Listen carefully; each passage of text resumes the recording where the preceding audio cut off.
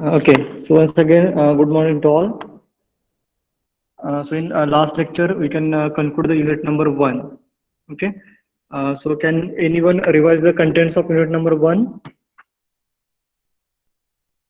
Have you gone through the contents of unit number one? Yes.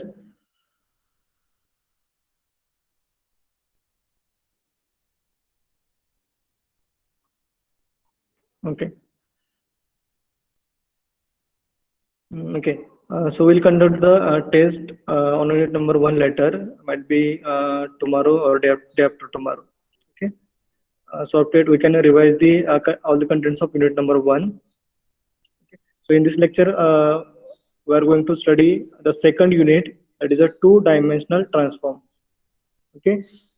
So in unit number one, we can study the various fundamental concepts of image processing, how we can represent the image, how we can generate the image, yeah, how we can represent the various models. So in color model, we can study the three different types of models: RGB color model, CMY color model, and HSI color model. Okay. So by using these three color model, we can also represent the various colors, and we can form a different color models, and it can be used in any applications.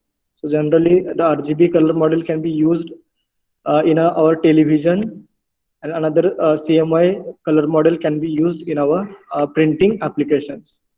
So in second unit, we have to study the various types of image transforms. So it is the need of transform, why we can use different types of transform, which kind of transform we can apply on images. Okay, so by using such kind of transform, how we can convert the image from one domain into the another domain. Okay, so basically what is the need of this type of transforms? Yeah, why we can study the image transform. So as we study our image processing subject, we can deal with various types of applications. So in order to convert, yeah, in order to reduce various types of noises from the image, yeah, in order to extract various types of features, we have to study the various types of transforms. So basically, in our second unit, we have to study the four types of transform. Okay, so in image processing, there are number of image transforms. So out of these, we have to study the four basic transforms. That is a discrete cosine transform, discrete uh, wavelet transform, KL transform. Okay, so in this unit, we have to study the basic idea regarding the image transform, how we can represent image transform, what are the different applications of image transform, what are the properties of sine transform, yeah, what is the properties of cosine transform, what is a wavelet transform, and what is a KL transform. Okay, so based on these four transform, might be any one transform can be asked in a exam. Okay, so it consists of total mathematical part. So this same part also we can study, you can study in a digital signal processing. We can study the discrete cosine transform, then sine transform, right? So what are the different properties of cosine transform, that also we can cover in our signal processing part. So similarly, we have to study the various properties in our image processing subject. Okay, so have you studied the various types of transform in signal processing? Yes.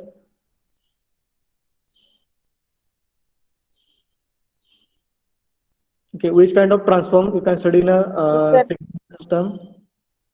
Fourier transform, Laplace transform. Right, you can study the Fourier transform, Laplace transform, आठवत नाही right? पण sir त्यातलं काय आता. अभ्यास केला तर असं केला असेल तर आठवेल. ऋषिकेश मोरे.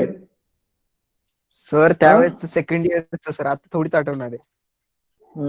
सिग्नल प्रोसेसिंग कधी होता? सेकंड इयर मध्ये होता का? कोणत्या इयरला होता ते पण आठवत? ओके, ठीक आहे. So we can study the basic properties of transform युन signal and system and digital signal processing also. So how we can use a different types of transforms. So it's a basically definition of transform. So if we, yeah, what is the need of image transform? Okay, so as we consider the image might be in an analog format. So in order to convert the analog image into the digital image, we can study the various types of techniques, right? So by using a single sensor, by using sensor tree, or by using an array of sensor, we can convert the analog image into the digital image. Okay, so for that also we can study the sampling and quantization technique also. But in order to convert the analog image into the digital image, right? So along with this conversion, a lot of noises can be added with the image. So due to this, we can say that the quality of image can be degraded. Okay. So in order to convert, yeah, in order to remove such kind of noises, we can use various types of transforms. So while converting the one domain into the another domain, so we have to convert the time domain into the frequency domain. So while converting these uh, various types of noises, it can be called as a various attributes. Yeah, we can call as a noise. So that can be added along with this conversion. So in order to remove this, we have to apply certain transforms, and by using this, we can convert the image. Yeah, we can convert the analog image into the digital image.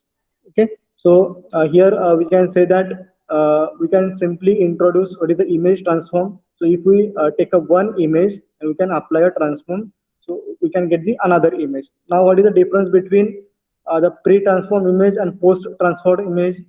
Okay, so there is a no change in its dimensions. So for example, if we apply any transform technique on a 256 by 256 by image, then the output of image at the transformed image also the uh, having same size, that is a 256 into 256. Then how we can justify, we can convert the one domain into the another domain. So as we apply the any transformation on images, so we can represent the image in a matrix format. Now it is a matrix format, so we can call as a unitary matrix. Yeah, it may be a, it can, we can represent it in a some n number of rows. It can be represent in a n number of columns. Okay, so when we apply any transform on an image, so we can represent any image in a matrix form. So it having a number of rows and having a number of columns. Again, if we apply the inverse transform on an image, then we can get the original image. So that is a similar like the multiplexer and demultiplexer, right? Yeah, encoding and decoding. So in similar manner, we can apply the transform on an image. And if we apply inverse transform on that particular image, then again we'll also bring back the original form of the image. Okay, so here we can discuss the same thing. So if we apply the transform on any one image, then we can get the same size image. So the size of image cannot be changed, the quality of image cannot be changed. Okay, so what is the change in that image? So after applying the image transform, we can represent image in a particular matrix format. So it is easy to represent and it is easy to recognize. So by using MATLAB coding, we can also convert the, yeah, we can also transfer the image from one domain into the another domain. Okay, then what is the basic idea? Yeah, what is the basic aim of the image transform? In which kind of application the image transformation can be used? What is the need of image transform? Okay, so as we study in our fundamental steps, in order to improve the quality of image, in order to remove the various types of noises, right? So we can apply the various techniques. So that technique are called as a pre-processing. Now it is meant by pre-processing and post-processing. Okay, so when we're dealing with any images, we have these two type of basic processing. One is called as a pre-processing and another is called as a post-processing. Okay, so what is meant by a pre-processing and what is meant by a post-processing? Okay, so in pre-processing we can consider various basic operations. So it might be a removing of noise, improving the quality of image, compress the size of image, right? So as we consider the various post-processing, means we have to deal with the actual contents of image. So if an image consists of uh, uh, different shapes, so we can detect its shape, its corner, its edge, right? So that's come under the post processing, we can call as a feature extraction. Okay, so basic idea or the basic aim of image transform is that in order to use the various images which having a number of applications. So we have to use images in a lot of applications, but we have to use the better quality images. So for that purpose, we have to apply various operations. So that's come under a pre-processing and post-processing. So in pre-processing, we can apply various types of filters and various types of enhancement algorithms. So what is the need of filter and what is the need of enhancement? Generally, the filters are used to remove the various types of noises from the image. Okay, so how we can remove the noise? What are the different types of noises? What are the different types of filters? Right. So for one particular noise, we can use this. We cannot use the same filter. So in image processing, there are number of noises. So what are the noise? Then what are the different types of noises? How we can it can be eliminated. So that part we have to study in detail in unit number 5. Okay, so the unit number 5 is related to the noise and the different types of noises, and the techniques are used to remove the various types of noise. So the basic idea to use the filtering concept is that it can use to remove the various types of noises from the images. And the second pre-processing is that enhancement. So also we can study in a unit number 1 what is the image enhancement. Okay, so the basic idea of image enhancement is that simply we have to improve the quality of input image. Okay, so the concept of filtering we have to study in a unit number 5, and the concept of image enhancement we have to study in a unit number 3. Okay, so it is an image enhancement. What are the different types of uh, algorithms that can be used to enhance the quality of image? So that part we have to study in a detail in unit number 3. So again, the image transforms can be used in a data compression. Then what is mean by data compression? In what kind of application the data compression can be used? Okay, anyone have any idea regarding data compression? What is mean by data compression?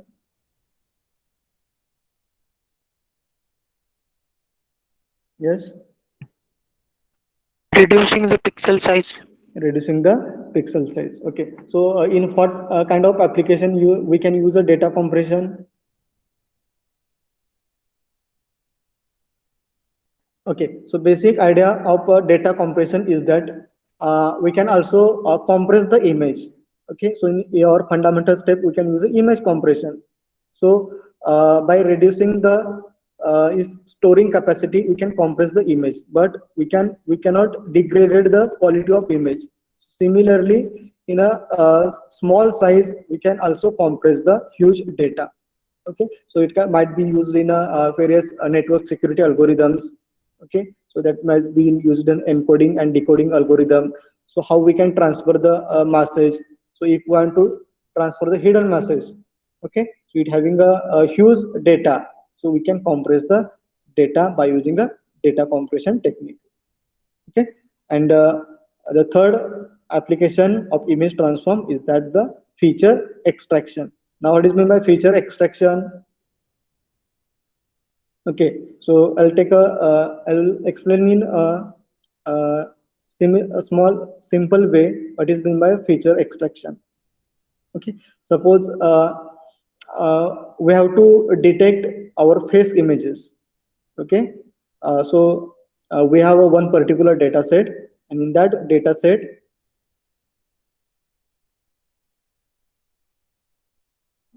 okay, slides are visible. Hello. नाही दिसत. Wait a 1 minute.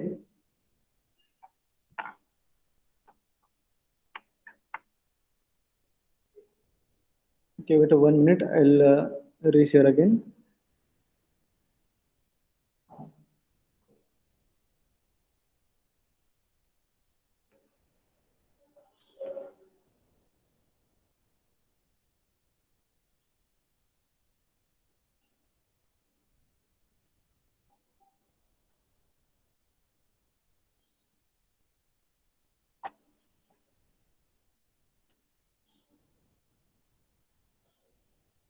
Okay, so after we can discuss what is meant by feature extraction.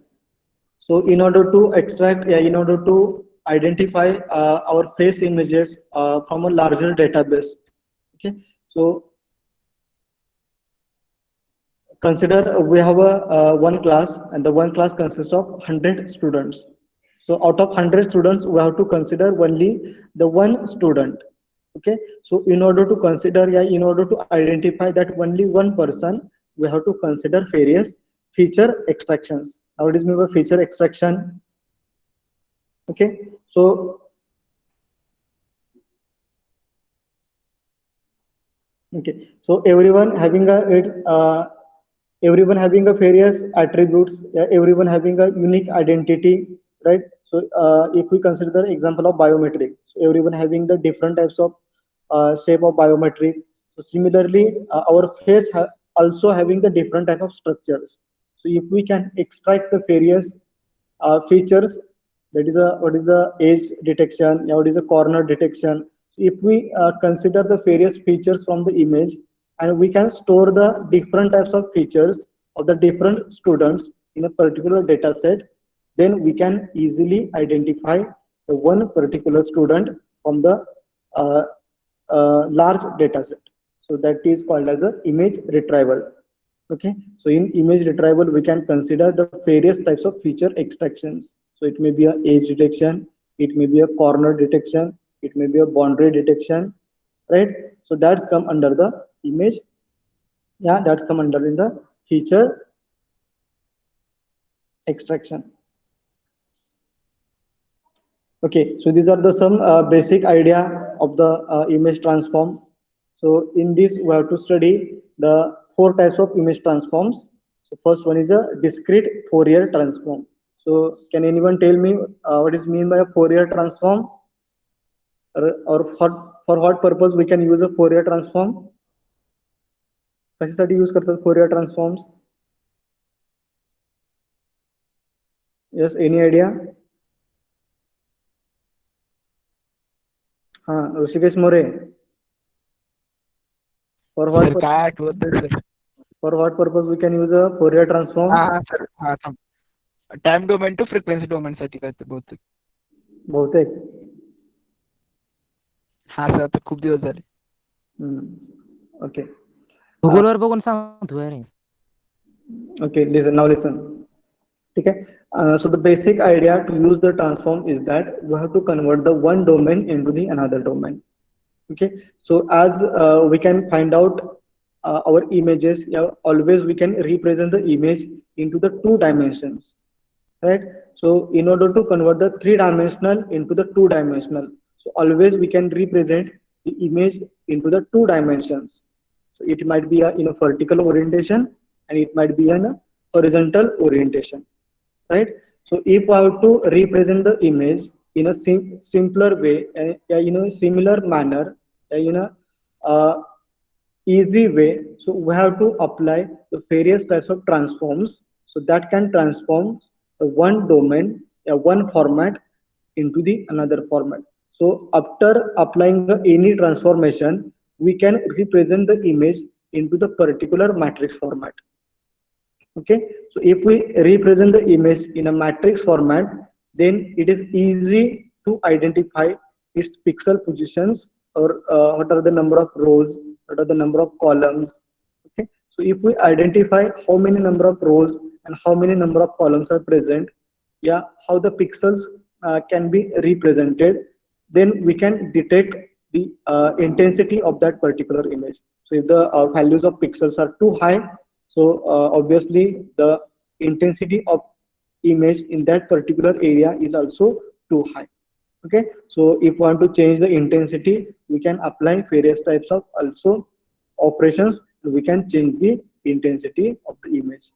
Okay, so we can make a dark image into the bright image. Yeah, we can make a bright image into the dark image, right? So in our mobile applications also, we can use a simple application, and we can remove the various blur, various darkness from the pictures. Okay, so in that case, we can also use the various types of techniques. Okay, so it is the part of image transform.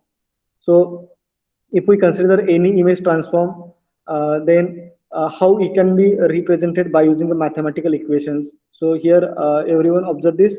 So in by using this, we can consider, yeah, we can represent the Fourier transform. So why it can called as a discrete Fourier transform. Okay, so there are two types of Fourier transform. One is called as a continuous Fourier transform, another is a discrete Fourier transform. So why we cannot use a continuous Fourier transform? Yeah, why we can use only the discrete Fourier transform? Can anyone tell?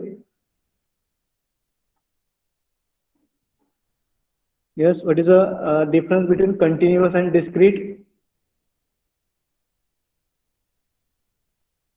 Yes, take a part in discussion. Otherwise, I'll ask to a random student. What is the difference between continuous and discrete? Roll number 32, Sushant Aldar. What is the difference between continuous and discrete?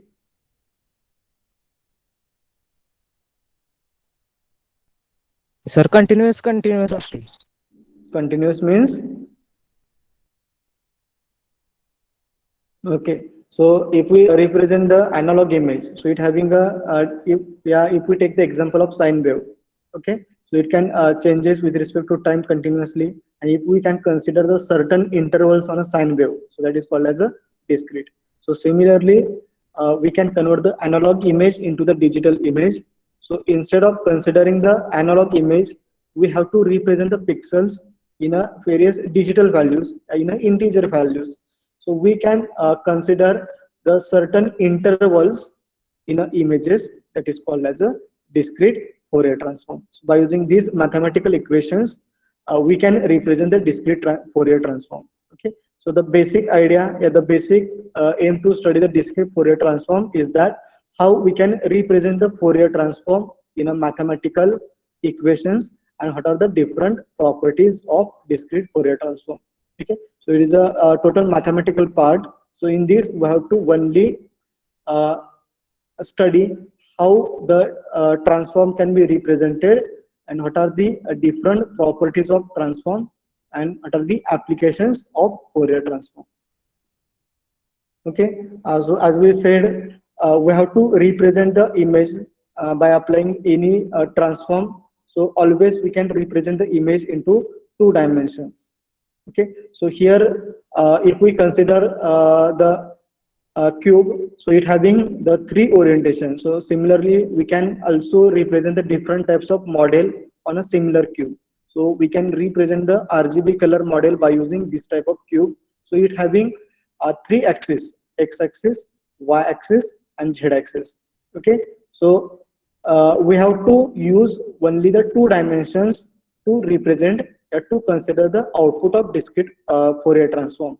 So out of these, we can consider the x-axis and y-axis to represent the image in a vertical and horizontal domain. So that can be called as a spatial coordinates.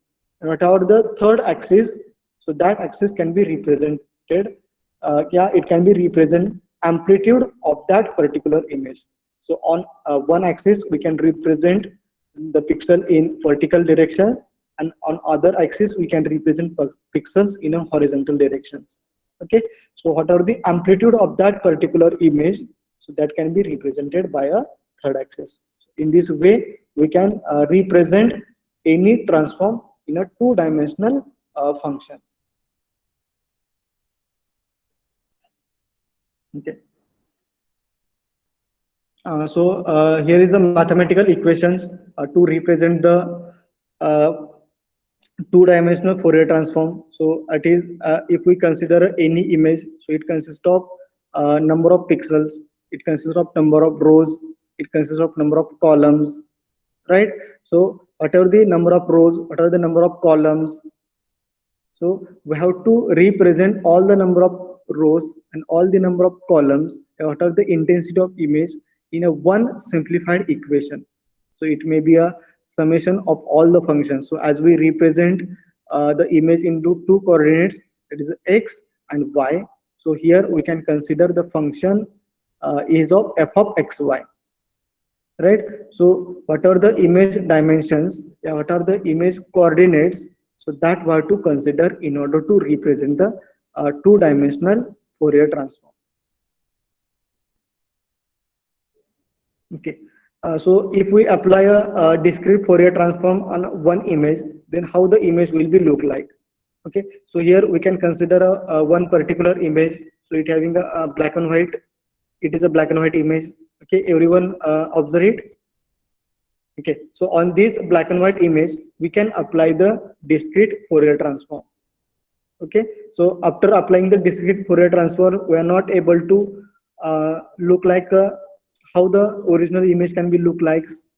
But if we represent this discrete Fourier transform on a plane, that is xy plane, so as we discussed in a last slide, so we can represent the output of any transform on a x plane and y plane. Out of the third plane, so that third plane is used to represent the amplitude of that particular image. Okay, so here at a bottom picture we can uh, observe how the original image can be represented in a two-dimensional function. So some pixels are arranged on x-axis, some pixels are arranged on a y-axis. What are the amplitude of image that can be observed, that can be represented on a third axis? Okay, so after applying any transform, so what is the a process in that? So by using this slide, we can get an idea how the discrete Fourier transform can be represented, and by applying the discrete Fourier transform, how the image will be look like.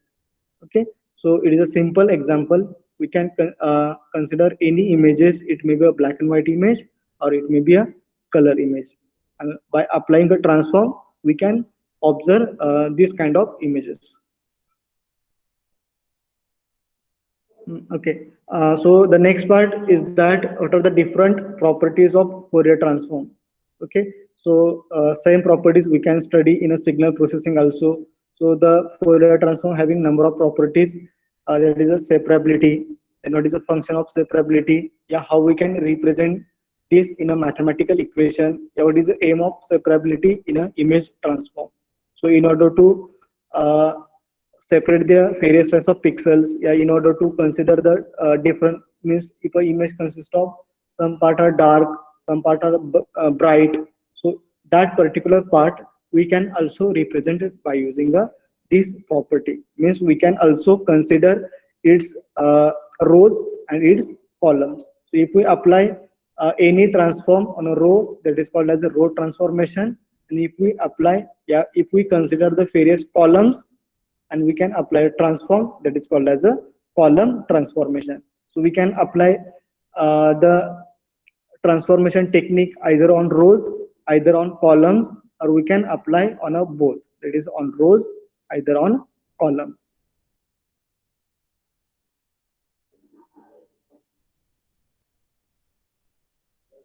Okay, here we can mention various types of properties. So you can go through these type of properties. So the basic idea to study these type of properties is that how we can represent in a mathematical equations, and how it can be applied to the images. Okay, so we have to study the translational property, then periodicity and conjugate, rotation. Now, what is the use of rotation property in an image transform? So, if we want to tilt the image by a particular angle, so we can flip a vertical, horizontal, might be in a 180 degree, 360 degree, right? So for that purpose, we have to use the this type of rotation properties.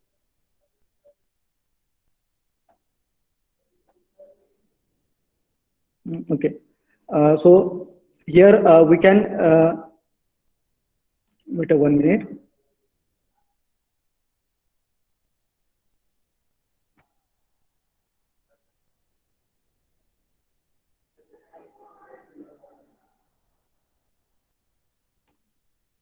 Okay, so now we'll study the what is the block diagram of discrete Fourier transform. So what kind of operations we can consider in a discrete Fourier transform? What is a pre-processing? What is a post-processing? Okay, the block diagram is visible.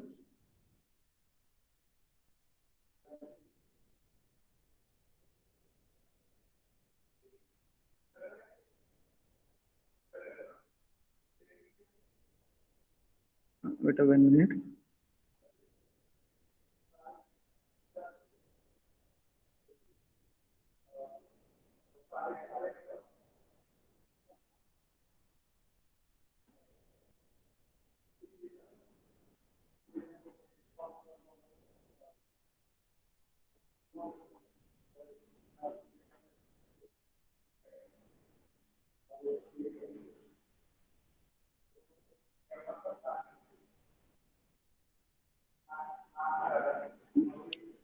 Okay, so now we study what is the exact representation of discrete transform and how we can consider the filtering in frequency domain. So as we have to convert the time domain into the frequency domain, so here we can consider one image, so that having a pixel position as x and y.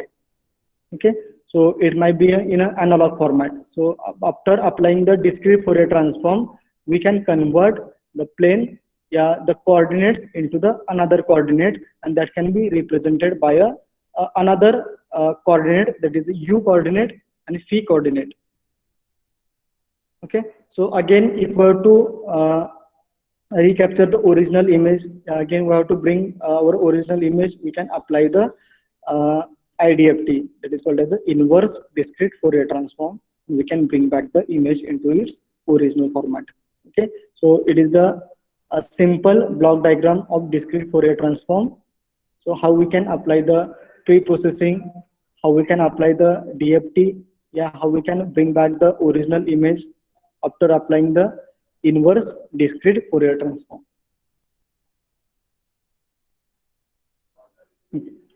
So now we have to study what are the different disadvantages of the discrete Fourier transform. Okay, so if we use the discrete Fourier transform, so we can also represent the image into the two-dimensional plane, but along with this, it having a certain disadvantages. So if we can use a discrete Fourier transform, the first effect, that is called as a ringing effect, is observed. Now what is meant by ringing effect? So it is a type of noise. So it having a some analog shape also. So if we apply the Fourier transform, it is not able to minimize this type of effect, that is called as a ringing effect. So in order to remove this, we have to use the another transform. Okay, so the second problem is that if we apply the transform on a one image, and after applying the transform, we can get a one output image. So if we compare the matrix structure, so that matrix structure is called as a kernels.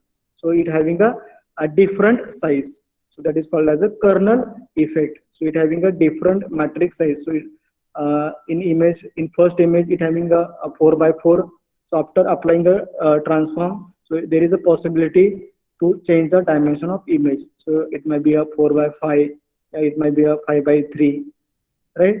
So also to store the images, also it require the higher memory.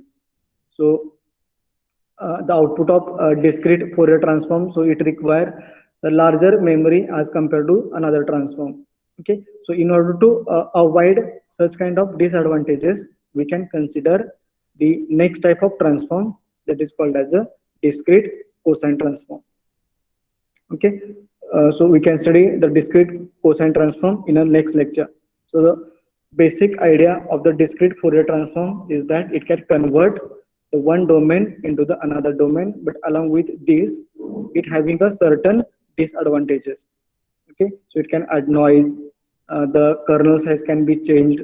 Also, it can require the higher storage capacity as compared to the another transforms. Okay, so in order to remove such kind of disadvantages, we have to use the another type of transforms. Okay, so the basic idea to study the Fourier transform is that how we can apply a transform on an image. So after applying the image, you applying the image transform, how we can represent the image in a matrix format. Okay, and how we can bring back the image to its original position. Okay, so it is a basic part regarding the discrete Fourier transform. So in that we have to study the mathematical equations, how we can represent the Fourier transform, and how we can apply the inverse Fourier transform. Okay, so have you clear it?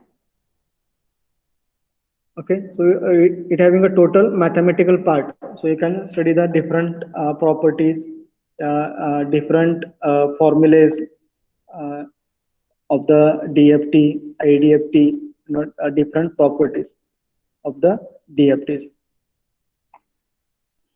Okay, so you have any doubts? Yes.